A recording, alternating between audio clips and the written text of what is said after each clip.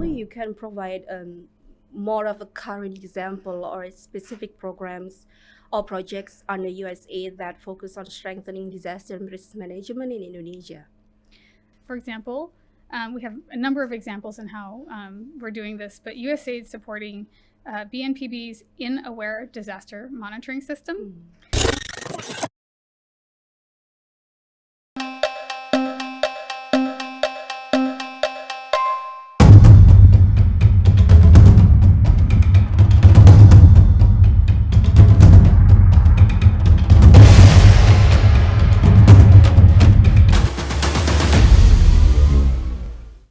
Halo sahabat Tangguh, apa kabar? Kembali bersama saya Dian Purnamasiwi dalam bincang-bincang bersama penggiat kebencanaan dalam podcast Berisi, bersinergi dalam teknologi dan inovasi. Pada edisi khusus The Third Asia Disaster Management and Civil Protection Expo and Conference atau ADEXCO bersamaan dengan The Second Global Forum for Sustainable Resilience atau GFSR.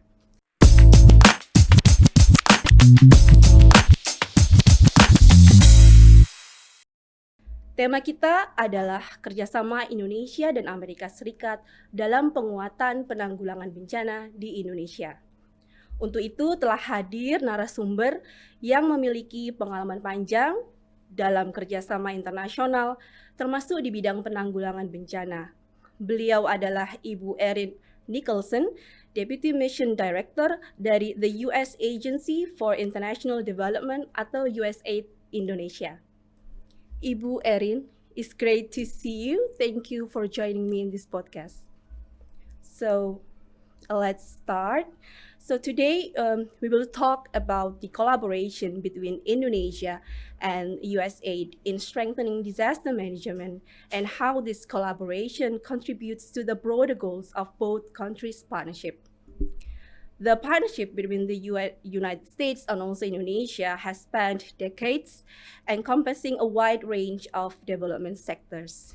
The current USAID Indonesia Country Development Cooperation Strategy 2020 until 2025 identify 4 key priorities of partnership that is aligned with Indonesia's development plans.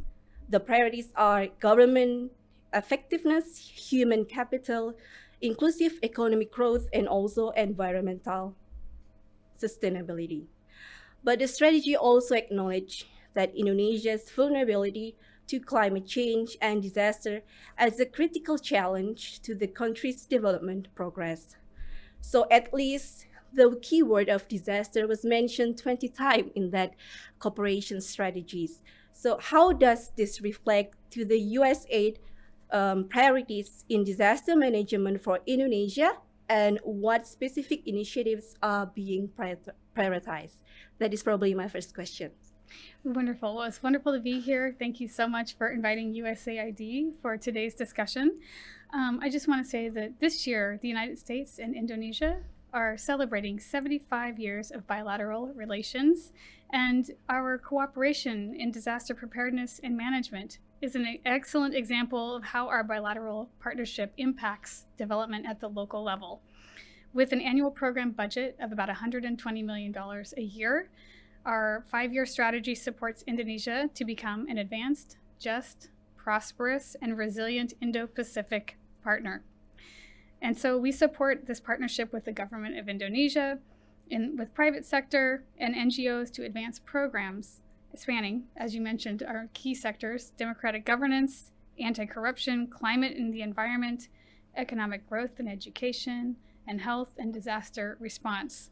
And this support is also very well positioned to not only support development, but also come in those times of need, such as what we've experienced with disasters and even the COVID-19 crisis. So during the 2004 Indian Ocean tsunami, the United States was among one of the first nations to help contribute to the tsunami response with emergency food, hygiene kits, medical aid, and rebuilding infrastructure. And since then, USAID has worked hand in hand with BNPB to help since its establishment.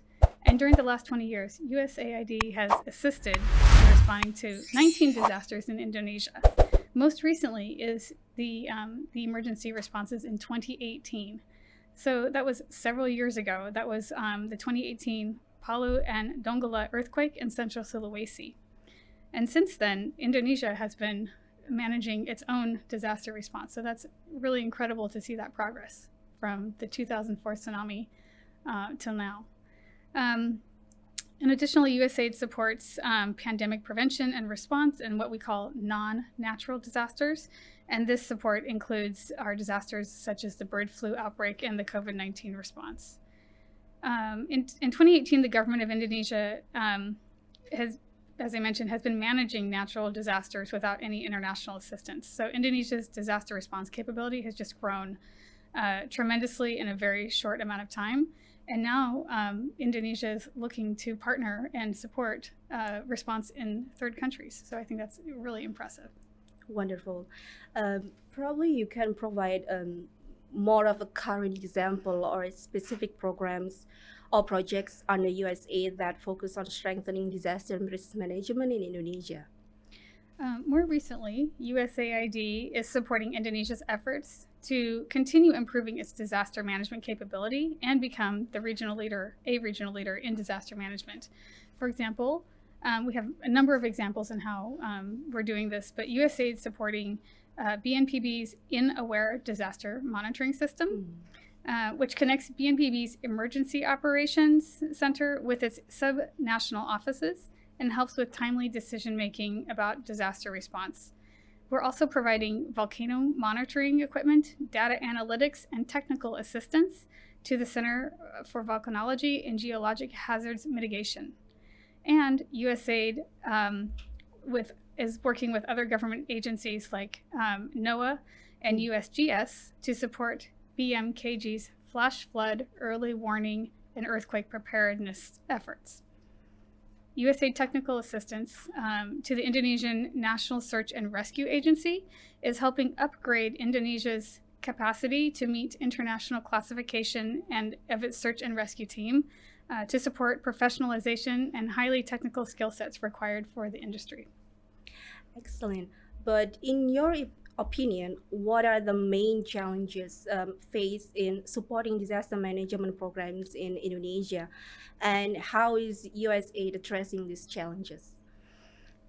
Indonesia has made great strides in institutionalizing its disaster response capacity and is now managing its domestic disasters independently, and is also contributing to regional and international emergency responses. Despite this impressive progress, as the world's largest archipelago nation situated on the Ring of Fire, Indonesia is still prone to earthquakes, tsunamis, volcanic eruptions, alongside with other hazards such as floods, landslides, droughts, wildfires, and extreme heat, all exacerbated by climate change. So USAID is supporting Indonesia's goal to become a regional leader in the global disaster management community by providing targeted technical assistance to enhance disaster management capabilities and response preparedness. For example, USAID's Invest DM program provides technical assistance to BNPB to build their disaster management capacity. USAID also facilitates engagements and partnerships for Indonesia with other specialized U.S. government agencies, such as the National Oceanic and Atmospheric Administration, NOAA, as I mentioned earlier, and the U.S. Geological Survey. Also, the Federal Emergency Management Agency, FEMA, which is the U.S. domestic agency for responding to disaster response, and also partnership with the Department of Defense, so in helping to prioritize knowledge exchange and technical cooperations. Thank you, that was excellent. So when we're talking about strengthening Indonesia disaster management, we need to remember the overarching concept of sustainable resilience that you probably also already familiar with.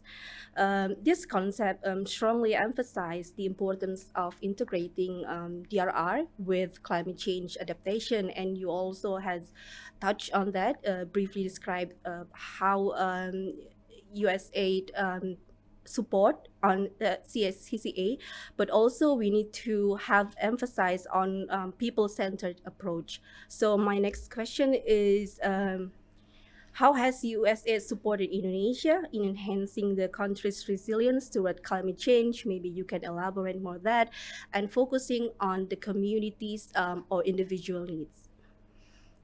So, climate change is a global crisis. As temperatures and sea levels rise, people around the world are increasingly seeing heat waves, droughts, floods, cyclones, and wildfires. It's upending lives. So, since climate change is disproportionately impacting the most vulnerable and marginalized communities and people living in poverty, our assistance really works to target those most in need. And we've been doing this with Indonesia for our 60-year relationship between USAID and Indonesia.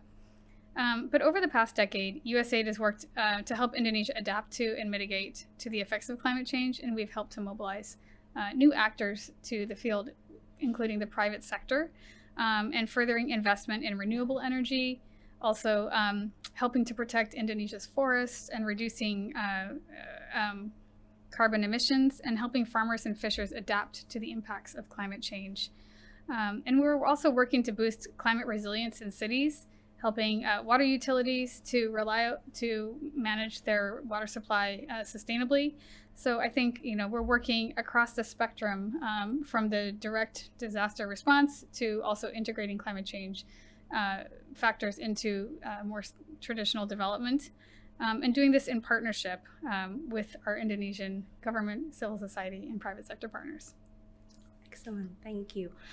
So let's talk about USAID involvement in ADEXCO. So as part of the ADEXCO activities, USAID will host the workshop on diversifying and greening humanitarian supply chains. Can you please tell us more about the objectives of this workshop and what participants can expect to gain from this activity? Great. Well, humanitarian relief operations, especially in the early phases of a response, rely heavily on logistics. And so producing relief items and transporting them over long distances consumes more energy and creates more fossil fuels. So it makes sense for all of us in the humanitarian community to kind of work closer to our communities. So a lot of the workshop that we're talking about today is focusing on local solutions, and for suppliers to learn about what the USAID recommendations are for greening and diversifying sources of humanitarian supplies and procuring them near the disaster sites. So to give you an example, last year, USAID conducted a feasibility study in Indonesia to look at the capacity of Indonesian manufacturers to produce plastic sheeting for emergency shelter using significant amounts of recycled content. So as a result of that study, USAID has updated our specifications for plastic sheeting to include preference for recycled content. So that really helps incentivize and motivate suppliers to produce things like plastic sheeting in a more sustainable way, reducing, recycling and reusing inputs. And so in the aftermath of a disaster, a multi-purpose plastic sheeting can be used in various ways, such as to patch damaged walls or roofs, or to create entire shelter structure over a wooden frame. So our plastic sheeting is designed to be very durable, and that can have a useful life beyond the immediate aftermath of a disaster. So really working to ensure that the materials that are used in a disaster are not just discarded into waste, and that they can be used for a more durable amount of time to withstand the recovery period. And one of our objectives for this workshop is to engage plastic manufacturers from Indonesia and other neighboring countries to help answer their questions about these requirements and the specifications for plastic sheeting. And we're encouraging Indonesia and Philippine manufacturers to supply plastic sheeting to the global humanitarian market. And USAID's supply chain experts are here in Indonesia to actually share their best practices and information for how local firms can meet these standards. And so I think this is a very exciting opportunity to integrate Indonesia's private sector into the humanitarian space for Indonesia to engage as a regional and global supplier for humanitarian materials. Really interesting, and we are looking forward for this workshop, Ibu Erin. So the next question is about the ADEXCO itself. So ADEXCO is an initiative from the government of Indonesia, and it's a significant step to strengthen disaster management industrialization in Asia. Um, so how does USAID see the potential of ADEXCO and also the possibility to support scaling up the initiative and then eventually strengthening the cooperation between USA and also Indonesia? The humanitarian community has begun to recognize the value of the private sector as a strategic partner in the humanitarian response environment. And so during disasters, when the private sector can deploy to supply expertise, technology, and other capabilities to address humanitarian challenges, it's wonderful to have this additional partner in the response in the response community. So we're coordinating with the private sector to help them reduce response times, enhance effectiveness of relief operations, lower operational costs, and just help utilize best practices for diversifying our response to humanitarian disasters. And USAID connects with manufacturers and suppliers here in Indonesia, and we look forward to seeing Indonesia be a larger player in the regional and global market. Thank you. So probably our last questions, Ibu Erin, looking ahead, how do you see the USAID Indonesia collaboration evolving to further support disaster resilience and contribute to Indonesia development plan priorities that has been mentioned in the USAID and Indonesia country development strategy? Again, we congratulate Indonesia on its progress. It's just made incredible progress over the past 20 years. And to now be entering the regional and global market in responding to these disaster situations. And we will continue to partner and work with Indonesia as a strong and reliant partner when disaster strikes. And through strengthening, working with protecting natural resources, working with communities and the government and agencies to enhance preparedness, disaster response strategies, and we expect that the result of this is that when disaster does happen, fewer lives will be lost and fewer livelihoods will be destroyed. Tragic disasters like the tsunami of 2004 teach us many things, and the United States is a strong partner with Indonesia, and the power of working together as part of a global community, I think we can overcome even the most urgent situations that are facing our planet, and help to mitigate the risks of disasters and help communities become more resilient. Ibu Erin, this has been really interesting discussion. Thank you so much again for taking the time out of your busy schedule to join us in the podcast today. Thank you very much for having me. Thank you. Sahabat Tangguh, baru saja kita berbincang-bincang dengan Ibu Erin dari USA terkait dengan kerjasama Amerika dan juga Indonesia. Kita menyadari bahwa ternyata kerjasama internasional itu sangat penting terutama untuk meningkatkan kapasitas dalam penanggulangan bencana, mengingat kompleksitas dari risiko dan juga dampak bencana semakin meningkat saat ini. Dan tetap stay tune di YouTube dan media sosial BNPB karena update bencana jangan tunggu jadi korbannya. Dan ikuti acara ADEXCO 2024 serta JFSR kedua karena sahabat Tangguh akan melihat produk-produk kebencanaan yang menarik. Sampai jumpa di sesi podcast selanjutnya dan salam Tangguh.